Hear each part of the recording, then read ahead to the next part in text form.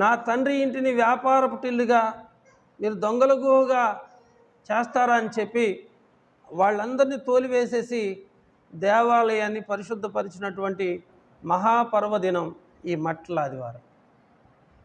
అందుకని దేవుని వాక్యం తెలియజేస్తుంది, నీ దేహము దేవునికి ఆలయమై ఉన్నదని మీరు ఎరుగరా. ఆ రోజు దేవాలయాన్ని యేసు ప్రభు వారు పరిశుద్ధపరిచాడు. దేవాలయంలో ఉన్నటువంటి అపవిత్రతను దేవుడు తీసివేయటానికి దేవాలయానికి వచ్చాడు. అలాగే నీ హృదయం అనే దేవాలయాన్ని కూడా నువ్వు పరిశుద్ధపరుచుకోవాలి. దేవునికి నచ్చనివి, దేవునికి ఇష్టం లేనివి ఏ ఒక్కటి కూడా నీ జీవితంలో, నీ హృదయంలో పని చేయకూడదు. ప్రియమైన వాళ్ళరా, నా తండ్రి ఇంటిని వ్యాపారపు టిల్లుగా దొంగల గుహగా మారుస్తారా? దేవుడు కోరుకున్న ఇల్లు ఏంటంటే నీ దేహమే దేవునికి ఆలయం. కాబట్టి నీ దేహాన్ని కూడా నువ్వు దొంగల గుహగా మార్చకూడదు, వ్యాపారపు టిల్లుగా మార్చకూడదు. నీ దేహము దేవునికి ఆరాధన స్థలముగా మార్చబడాలి. దేవుడు కోరుకునే వాక్యానుసారమైనటువంటి హృదయముగా, దేవుడు కోరుకునే ఇల్లుగా నీ హృదయం ఉండాలని ప్రభువారు కోరుకుంటున్నాడు. యేసు ప్రభువారు బలహీనమైనటువంటి భారవాహకమైన ఆ గాడిదను కోరుకున్నట్లుగానే మనల్ని కూడా కోరుకున్నాడు. ఆ గాడిదకు ఉన్నటువంటి కట్లను, పాపపు కట్లను, బంధకాలన్నీ కూడా తెంపివేసేశాడు. అలాగే పాపము నుండి, శాపము నుండి, దౌర్భాగ్యము నుంచి మనల్ని విడిపించటం కొరకు యేసు ప్రభువారు లోకానికి వచ్చాడు. చూడండి, విలువలేని గాడిదకు విలువ వచ్చింది. దారి పొడుగున కాలుకు దుమ్ము కూడా కాకుండా గాడిదకి బట్టలు పరుస్తూ వచ్చారు. ఖర్జూరపు మట్టలతో దేవుని స్తుతిస్తూ వచ్చారు. ఒక ఉన్నతమైనటువంటి పని ఆ గాడిద చేసింది. మనం కూడా ఒక పాట పాడుతూ ఉంటాం. ఏం పాట అంటే, సిలువను మోసుకొని సువార్తను చేపట్టి యేసుని వెంబడింప ఎంత భాగ్యము నీచితివి. చూడండి, ఆ రోజు గాడిద యేసయ్యను మోసింది. మరి నువ్వేం చేయాలి?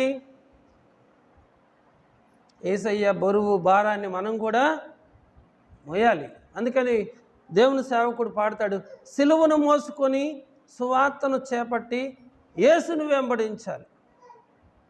ప్రభువారు ఏమన్నాడంటే, ఎవడైనను నన్ను వెంబడింపగోరిన యెడల ప్రతిదినం తన సిలువను ఎత్తుకొని నన్ను వెంబడించాలి.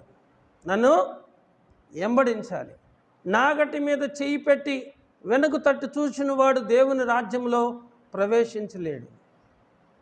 వెనక తట్టు నువ్వు చూడకూడదు. వెనక తట్టు చూసినటువంటి లోతు భార్య ఉప్పు స్తంభం అయిపోయింది, ఉప్పు నిస్సారమైపోయింది. మరి ఇక దేని వలన కూడా సారం పొందజాలదు. అలాగనే నీవు సిలువ వైపు చూసి మరలా లోకం వైపు నువ్వు చూడకూడదు.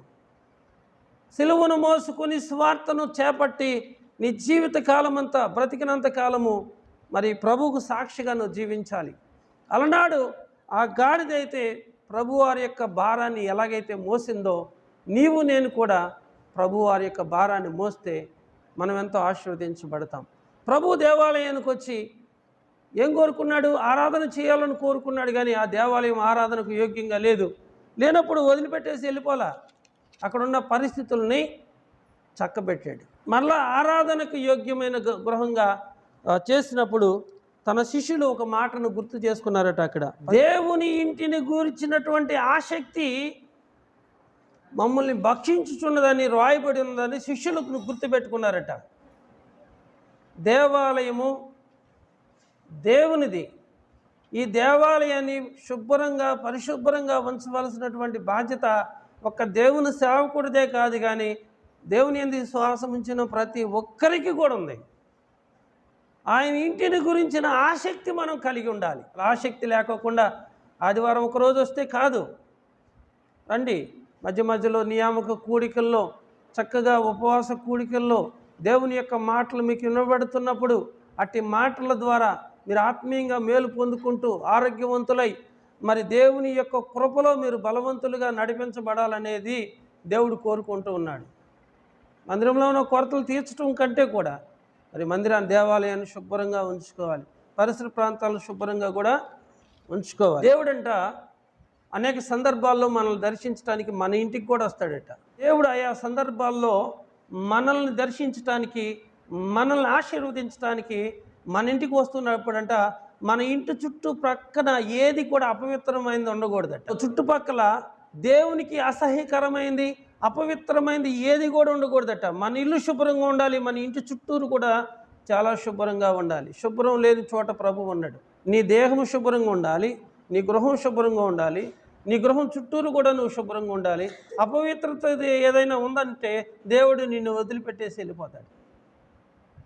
ఇక్కడ చూడండి, దేవాలయానికి వస్తే దేవాలయం ముందు వ్యాపారం జరుగుతుంది.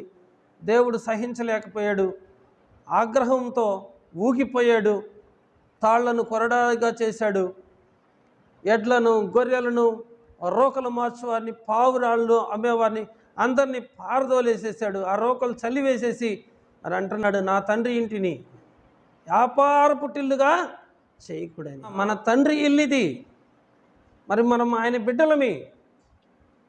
ఆయన దేవాలయాన్ని పరిశుభ్రంగా ఉంచాలి.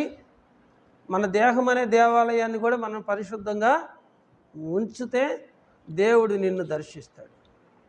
దేవుడు నిన్ను దర్శించినప్పుడు నీకున్న కొదువులు, కొరతలు సమస్తం కూడా తీర్చబడతాయి.